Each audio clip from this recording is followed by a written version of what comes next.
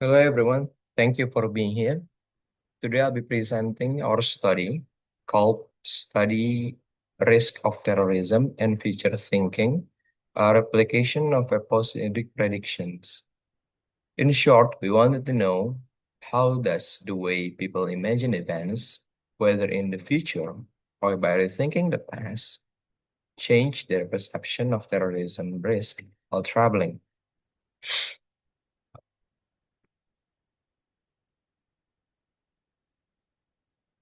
This is the introduction. Why this matters. Terrorism is not just about the attacks themselves, it's about the fear they create. For travelers, that fear influences real decisions, whether to travel at all, where to go, and how safe they feel abroad. We still don't fully understand how the way people imagine future or past scenarios influence their perception of terrorism risk. In Indonesia, where terrorism is vital to the economy and terrorism has left historical scars, this question is especially urgent.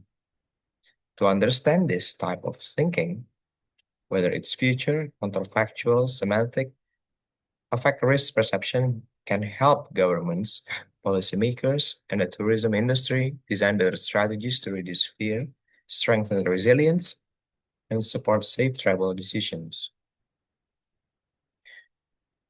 This is the Bombali. How does imagining alternative paths like this, like the Bali bombing, shape our or a traveler's perception of future terrorism risk? Uh, so the thinking that we want to discuss and investigate in this research articles or presentation is the mental time travel. Psychologists call this ability mental travel. It is our mind's way of moving through time. So this is the difference. The remembering the past or the counterfactual thinking in the present, it means travel yourself to the past. Remembering if I studied would have easily passed the test. If you want to travel to the past and change the future, then what could happen? The future thinking, simply imagining what might happen. Counterfactual thinking is reimagining the past, asking what if things had gone differently. The third, semantic thinking, yes, usual thinking abstractly about the general risk. Mental travel, let's put people in real life the past or imagine the future. This is our research question based on the replication of previous research on this very specific type of cognitive time projection. So we ask operationally, how does this type of cognitive time projection influence the perception of terrorism risk in potential travelers? We invited 162 young adults in Indonesia. Well, mostly students. Some imagine a terror attack happened during the future trip. Some reimagine past trip and ask, what if I had turned into a terror event? Some thought about terrorism in general, and one group just read the text for the control group. The demography, well, proportional, and based on ever abroad, it means do you ever travel to other countries? 134 have been abroad before, and while the rest have not. This is what I explained previously. The participants were randomly assigned to one of four conditions, the episodic future thinking, or we call it EFT, episodic counterfactual thinking, or we could call it ECT or CFT, the semantic future thinking, or SFT, and a control condition. All participants were exposed to terror incident abroad scenarios. Following the experimental manipulation, participants complete manipulation check to test whether the vividness of their mental imagery is really increased before and after the task, or between the type of thinking imagination groups. They also responded to questionnaire measuring the perceived risk of terrorism. This is the example of what participants read.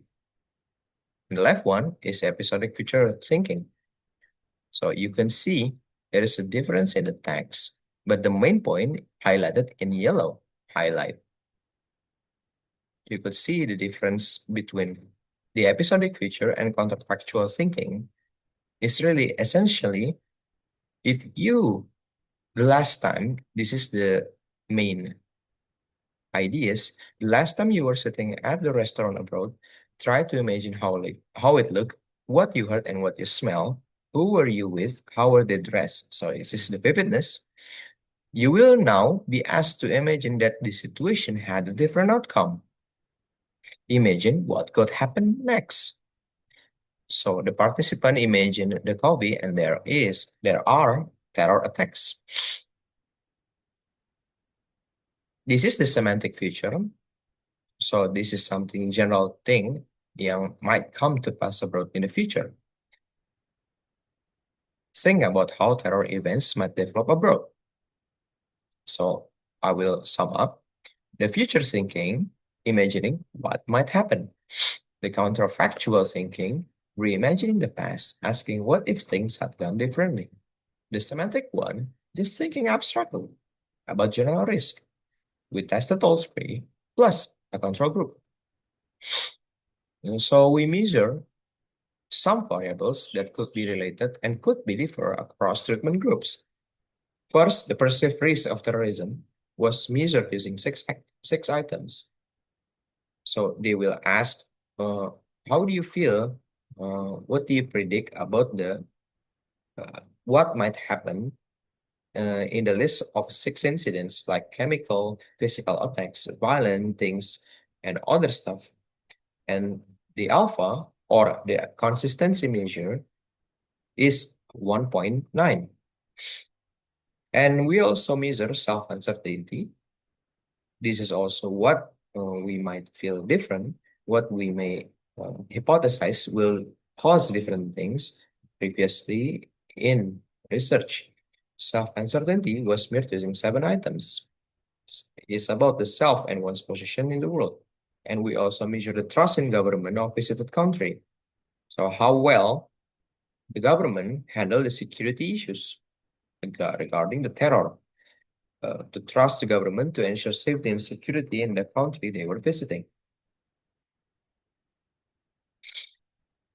Here's the surprise. People who imagine what could have gone wrong in the past or the counterfactual thinking here reported the highest perception of risk. The difference is significant. By contrast, those imagining future, the EFT, and thinking simply generally didn't feel as much risk. Why did this happen? In our understanding, counterfactual thinking makes people focus on missed dangers or negative possibilities. It stirs up emotion, like regret, fear, or relief, that makes the threat more real and personal. Future thinking, on the other hand, often comes with we call positivity bias. People imagine things turn out fine, so they don't feel as much risk. It's less vivid, and it is less likely to produce same result differently with counterfactual thinkings. This is the probing, or we could say the difference of the slope or the difference of mean between the low incident countries and high incident countries. Let's take a look and have a focus on low incident countries. CFT is largest because the participant, whoever travel abroad to low incident countries and trying to imagine a very uncommon events and they feel the risk is higher. It's different between the high incident countries. We also want to know that People who feel uncertain about themselves perceive higher risk. Those with travel experience feel much safer. And people who trust the government to handle the security concern report lower risk. So it's not just imagination, it's also about confidence, experience, and our trust to government.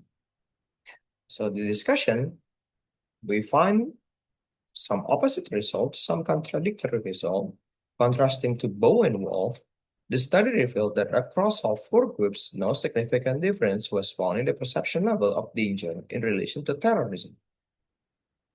And counterfactual thinking, imagining what if scenarios, makes people more aware of potential threats. By picturing negative alternatives, they become more sensitive to risk, often feeling regret, guilt, or heightened caution. This explains why the CFT perceived higher terrorism risk. Rehearsing adverse outcomes boosted their vigilance and risk awareness compared to others. So, now, why does this matter in real life? Before I say thanks, for travelers, being aware of how our mind exaggerates risk through what if thinking can help us balance caution with rational decision making. Too much counterfactual thinking may increase anxiety unnecessarily. For the tourism industry, tourism campaigns should highlight positive experience and safety measures to counterbalance this kind of thinking. Offering detailed safety information may reassure us, the travelers.